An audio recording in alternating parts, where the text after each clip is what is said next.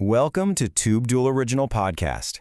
In today's explainer, we're going to explore the fascinating origins and the wild journey of a company that honestly completely rewired the automotive landscape. To really wrap our heads around the Tesla story, we actually have to jump back in time a bit. Picture it. It's the 1990s in Palo Alto, California. In this ultra-wealthy Silicon Valley enclave, a really interesting trend was popping up. The absolute elite buyers were parking brand new, eco-friendly Toyota Priuses right next to their high-performance Porsches. Now, they weren't doing this to save gas money. I mean, these folks were probably spending more on lattes than on gasoline. No, they were doing it to project a very specific image, an image of environmental consciousness. And this quirky little consumer behavior, well, it caught the attention of two very observant entrepreneurs. So, this brings us to Marc Tarpenning and Martin Eberhard. These guys had just sold their highly successful ebook company, Nuvo Media. You know, the ones who created the Rocket Book back in the late 90s. Having literally just revolutionized how people read, they were hunting for their next massive problem to tackle. Their whole philosophy was pretty straightforward. Find a problem you actually care about and then, well, build a product to fix it. They asked themselves this simple but honestly profound question: what will you change? And oh boy, they decided to up the ante. In 1996, they went after books, but in 2003, they decided to go after oil. All right, let's break down the three-step methodology they used. Step 1, study. Step 2, disrupt. And step 3, delight. First off, they studied this whole oil problem and realized, wow, transportation accounts for the vast majority of consumption. So they hit the books on the car industry. They looked at how cars were made, sold, the whole shebang. And what they found was absolute entrepreneurial gold. They found an industry where the big players were incredibly old, massive, and just completely inflexible. The auto industry was notoriously slow to change, right? But here's the kicker. Their goal wasn't to make some boring punishment car that people only bought to feel like better citizens. No way. They wanted to disrupt the market by creating a product that would actually delight the customer, something faster, better, and just incredibly fun to drive. Part 1. The origins of Tesla. Let's talk about how a fiberglass kit car called the T0, built by AC Propulsion, actually sparked a lithium-ion revolution. This revolution built up incredibly fast. In April 2003, Eberhard and Tarpenning officially incorporate Tesla Motors in Delaware. But hey, to build a car, you need some serious cash. So jump to early 2004, and they pitched their vision to this young entrepreneur named Elon Musk. He completely shared their passion for space and sustainable energy. Musk ended up leading their Series A funding round, personally dropping in $6.5 million out of the $7.5 million total, and he stepped right in as chairman of the board. Fast forward to 2006, the company is actually building prototypes, and Musk publishes a highly publicized document that laid out the exact blueprint for the entire company. Which brings us to part 2, the secret master plan. Strictly between you and me, of course.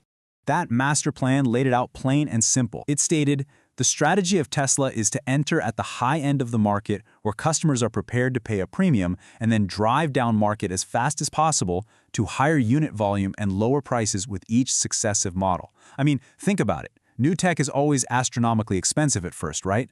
By targeting those wealthy buyers in Palo Alto, the ones who already wanted to project an eco-friendly image, and offering them a car that could literally beat a Porsche off the line, Tesla could generate the cash flow they desperately needed to optimize their technology for everyday people. Moving on to part 3, designing the first Roadster. And as they were about to find out, actually building an electric car from scratch is a pretty brutal reality. Their initial expectation was kind of simple, honestly. They thought, hey, we'll just borrow a chassis from the British sports car maker Lotus, specifically the Lotus Elise. We'll drop in our electric powertrain and call it a day. But the reality? Far, far more grueling. They realized super quickly that the Elise was completely incompatible with their electric architecture. Like, it wasn't even close. They had to invent proprietary powertrains, complex power electronics, and advanced battery management systems entirely from the ground up. They literally had to rethink how a car even goes together. Get this, 7%. That's the number. After endless engineering revisions, safety testing, and completely redesigning the body using this lightweight carbon fiber reinforced polymer, only 7% of the original Lotus Elise parts actually remain in the final production Roadster. 7. Those leftover parts were basically just the windshield, the airbags, and a few little pieces on the dashboard. It was a staggering amount of hidden engineering work, and it almost bankrupted the young startup before they even shipped a single car. But you know what? All that grueling redesign totally paid off. When the Roadster launched in 2008, the specs were absolutely groundbreaking. I mean, it was the first highway-legal, serial production, all-electric car to use lithium-ion battery cells. It was the first production EV to shatter the elusive 200-mile range barrier, boasting a 244-mile range. It could silently launch from 0 to 60 miles per hour in just 4 seconds flat. Oh, and get this. After struggling for ages to design a working 2-speed transmission, Tesla just scrapped the gearbox entirely. They realized the electric motor performed perfectly with just a single speed. A real game changer. All right, part 4, scaling to mass production. The Roadster was just the beginning. It was time to scale the vision. Now, the original Roadster carried a hefty premium price tag of over $100,000. It was a luxury item for sure, but the revenue and honestly the credibility generated by those Roadster sales completely paved the way for Tesla's next vehicle, the luxury Model S sedan, and eventually the Model X crossover. True to that master plan, every successive vehicle pushed the technology further down market. They were lowering costs, increasing scale, and steadily marching toward their ultimate goal, an affordable electric car for the masses. And that goal arrived with the Model 3. When Elon Musk unveiled the $35,000 base price Model 3 back in 2016, the global demand was just off the charts. They quickly secured 500,000 pre-orders. People were happily throwing down $1,000 deposits just to reserve their spot in line.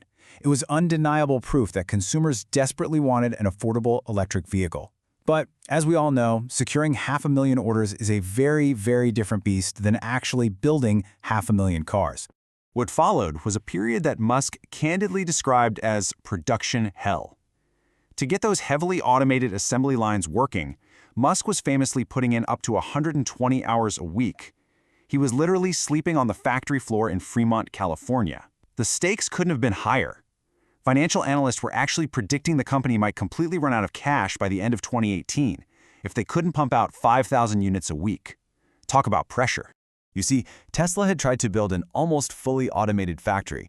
They were relying on over 1,000 robots, but they hit massive, massive bottlenecks. As they were scrambling to fix the lines and ramp up production, Musk tweeted this incredible admission. Yes, excessive automation at Tesla was a mistake. To be precise, my mistake. Humans are underrated. It's just such a fascinating raw look into the immense growing pains and the brutal reality of an independent automaker just trying to survive at scale.